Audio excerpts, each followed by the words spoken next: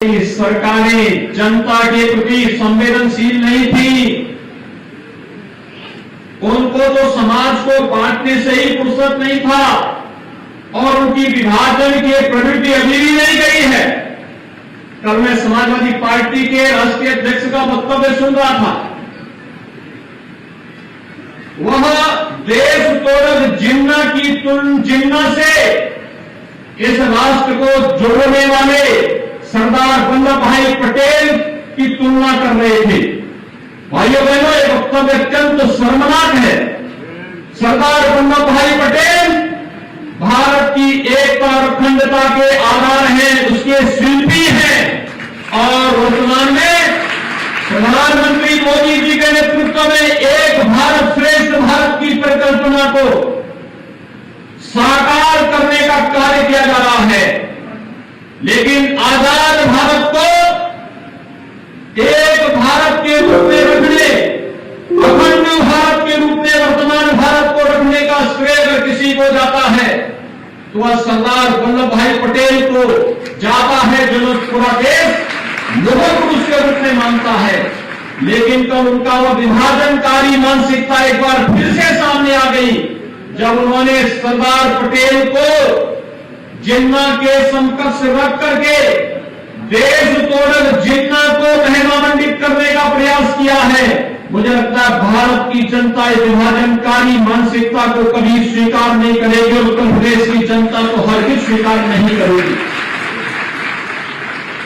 ये तालिबानी मानसिकता है जो हमेशा तोड़ने में विश्वास करता है। पहले सामाजिक तालिबानों को जाति के नाम पर और तमाम अन्य बातों के आधार पर तोड़ने की प्रवृत्ति, और जब अपने मंसूबों पर सफल नहीं हो रहे हैं तो महापुरुषों पर लांछन लगा करके पूरे के पूरे समाज को अपमानित करने का प्रयास हो रहा है। इस दुष्प्रवृत्ति को कतई स्वीकार नहीं किया जा सकता है और पूरे समाज को और पूरे प्रदेश को इसकी निंदा करनी चाहिए। समाजवादी पार्टी के राष्ट्रीय अध्यक्ष को अपने कृत्य के लिए प्रदेश की जनता से माफी मांगनी चाहिए, देश की जनता से माफी मांगनी चाहिए कि भारत की अखंडता के शिल्पी सरदार वल्लभ भाई पटेल का यह अपमान देश कभी स्वीकार नहीं कर सकता। उनका यह वक्तव्य इसलिए आया है क्योंकि विभाजन की उनकी प्रवृत्ति हमेशा रही है। वे चाहते ही नहीं थे किसी गरीब को मकान मिले, किसी गरीब को शौचालय मिले, किसी गरीब को रसोई गैस का कनेक्शन मिले, किसी गरीब को बिजली का कनेक्शन मिले, किसी गरीब को 5 लाख रुपए की सहायता स्वास्थ्य के लिए बीमा कवर मिले। और भाइयों बहनों, आपने देखा होगा कोरोना काल घटे के दौरान ये सभी नेता कोरोना के दौरान सपा हो, कांग्रेस हो, बसपा हो, ये सभी लोग कोरोना के दौरान होम आइसोलेशन में थे, घर से बाहर नहीं निकले थे। गरीब जनता के पास जाने की बात तो दूर, अपने स्वयं के पदाधिकारियों के घर में भी नहीं गए। और जब उनके नेता स्वयं होम आइसोलेशन में थे तो उनके पदाधिकारी और उनके कार्यकर्ता भी होम आइसोलेशन में पड़े हुए थे। भाइयों बहनों, ये होम आइसोलेशन में पड़े हुए इन राजनीतिक दलों के नेताओं को चुनाव के दौरान भी होम आइसोलेशन में जरूर भेजना, क्योंकि जो आपकी संवेदना के साथ खड़े नहीं हो सकते, आपके सुख में आपके साथ आपको बधाई नहीं दे सकते और आपके दुख के साथ आपके साथ अपनी संवेदना नहीं तोड़ सकते, तो फिर वे इसी प्रकार से गरीब को, वंचित को, दलित को, अति पिछड़े को, समाज के हर एक तबके को, वो किसी जाति, किसी मत, किसी मजहब का क्यों न हो, उसकी पीड़ा के साथ कभी खड़े नहीं हो सकते। और ये होंगे भी कैसे? क्योंकि इनकी प्रवृत्ति तो हमेशा गरीबों की संपत्ति को और व्यापारियों की संपत्ति को हड़पने की रही है।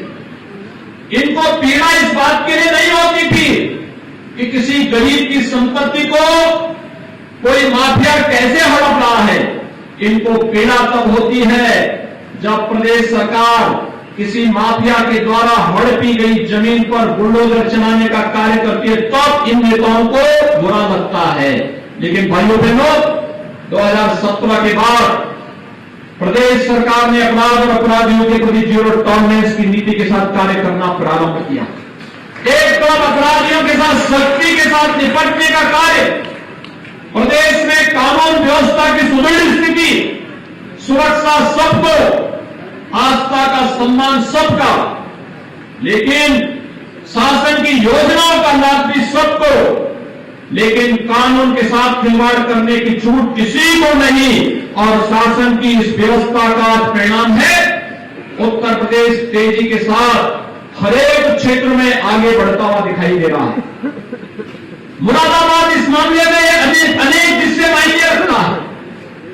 मुझे याद है जब श्री जफर इस्लाम को हम लोगों ने राज्यसभा में भेजा, वे यहां पर आए, यहां के तमाम एक्सपोर्टर से जब उन्होंने बातचीत की, यहां के प्रशासन ने, यहां के जनप्रतिनिधियों ने जब इसमें रुचि ली, आज परिणाम है मुरादाबाद एक्सपोर्ट का एक हब बना है।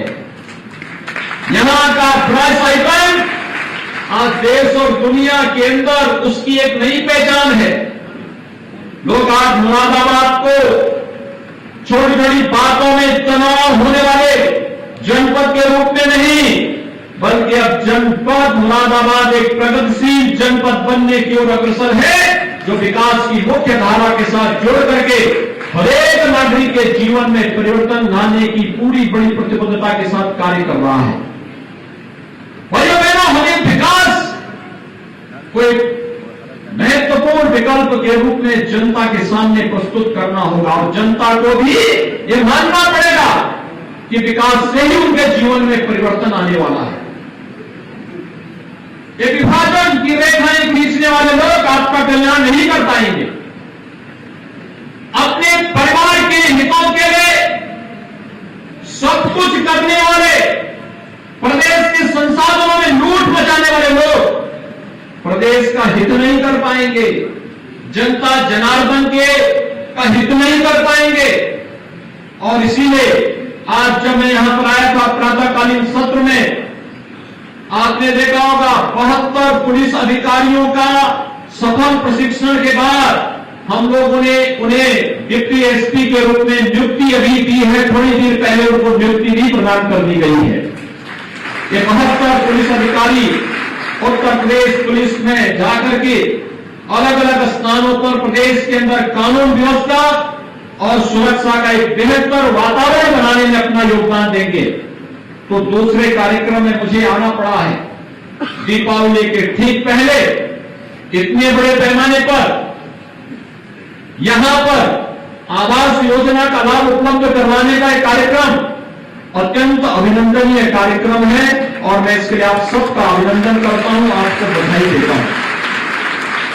भाइयों बहनों, आप अनुमान कर सकते हैं 43 लाख परिवारों को आवास पहले भी मिल सकता था, पिछली सरकारों ने नहीं दिया, लेकिन हमें जैसे ही मिला। आखिर ये 43 लाख आवास प्रदेश के अंदर किसी न किसी गरीब को, किसी न किसी वंचित को तो मिले होंगे। ये आवास पहले क्यों नहीं मिले? ग्रामीण क्षेत्र में 1,20,000 रुपए, सामान्य जनपदों में 1,30,000 रुपए, नक्सल प्रभावित जनपदों में 12,000 रुपए शौचालय के लिए अलग से और 90 दिन की मनरेगा की मजदूरी के बराबर राशि भी उस परिवार को उपलब्ध करवाई जाती है। लगभग 1.5 लाख के आसपास ये राशि पड़ जाती है। और इसी प्रकार से शहरी क्षेत्र में प्रधानमंत्री आवास योजना के अंतर्गत जिन लोगों के शहरी क्षेत्र में आवास बन रहे हैं, जो स्वयं अपना आवास बना रहा है, सरकार उसे 2.5 लाख रुपए दे रही है। लेकिन जहां पर एफोर्डेबल हाउसिंग स्कीम है, एक आवास बनाने में लगभग 6-6.25 लाख के आसपास का खर्चा आता है।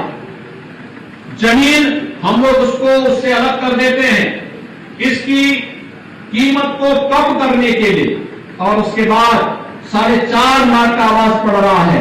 और मैं धन्यवाद दूंगा विकास प्राधिकरण को कि 2.5 लाख रुपए प्रधानमंत्री आवास योजना के साथ और शेष जो 1.5 लाख रुपए है, ये 1.5 लाख रुपए इन्होंने अपनी ओर से अनुदान के रूप में उस लाभार्थी को देकर के उसके जीवन स्तर को उठाने का प्रयास किया है। एक अभिनंदनीय पहल है। मेरा प्रयास, हमारा प्रयास होना चाहिए, हमें उन मलिन बस्तियों के पुनरुद्धार की कार्रवाई को आगे बढ़ाना चाहिए जहां पर लोग आज भी बड़ी दयनीय स्थिति में रहते हैं। वहां पर हम स्कीम बनाए, अभी राज्य सरकार ने इसके लिए पॉलिसी बनाई है।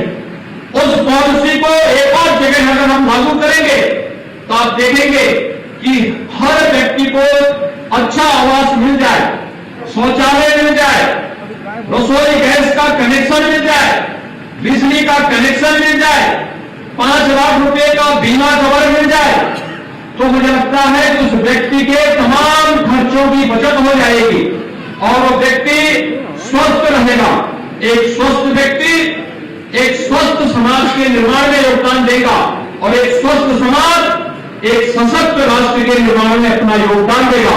भारत को एक भारत श्रेष्ठ भारत की प्रधानमंत्री मोदी जी की संकल्पना के ऊपर आगे बढ़ाना है तो हमें एक भारत श्रेष्ठ भारत की परिकल्पना के रूप भारत को आगे बढ़ाने के लिए एक एक व्यक्ति के स्वास्थ्य पर ध्यान देना होगा।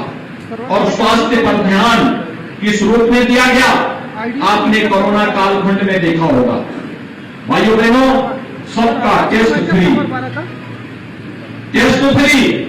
उपचार फ्री, गांव-गांव में मेडिसिन की वितरण की व्यवस्था फ्री, मैं निकाल के लगाता हूं सर। और इसके साथ ही राशन भी फ्री। लगाए हैं सर, राशन फ्री के साथ सबको वैक्सीन फ्री में वैक्सीन। उत्तर प्रदेश ने 13 करोड़ से अधिक लोगों को वैक्सीन अब तक दे दिया है।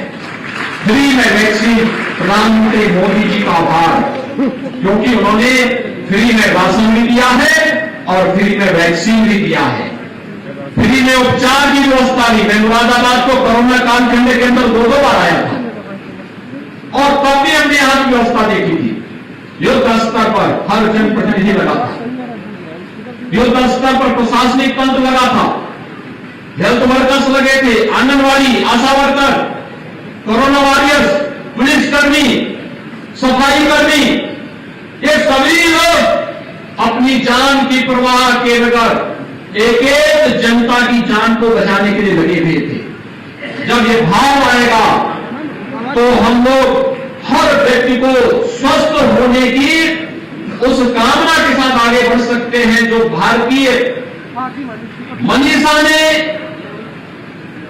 हजारों वर्ष पहले कामना की थी कि सर्वे संतु निरालया, यानी सबके सुख की कामना के साथ जब ये कामना होती है, सबके स्वास्थ्य की कामना, निरोगता, आरोग्यता को प्राप्त करने की कामना के साथ जब ये कार्यक्रम आगे बढ़ते हैं तो कोरोना जैसी महामारी भी आपके उत्साह, आपकी उमंग के साथ परास्त होता हुआ दिखाई देता है। भाइयों बहनों, दीपावली आ रही है और दीपावली के पहले कोरोना जैसी महामारी पूरी तरह समाप्ति की ओर जाना उत्साह की उमंग के साथ परमात्मा और ईश्वर की कृपा आपके साथ जुड़ती हुई दिखाई दे रही है। इसलिए आज प्रधानमंत्री आवास उपलब्ध कराते हुए मुझे आप सबको बहुत प्रसन्नता की अनुभूति हो रही है। मैं इस अवसर पर आप सबको बधाई देता हूं, अपनी शुभकामनाएं देता हूं। दीपावली की ढेर सारी बधाई और मंगल में शुभकामना के साथ अपनी वाणी को यहीं पर ध्यान देता हूं। धन्यवाद। जय हिंद।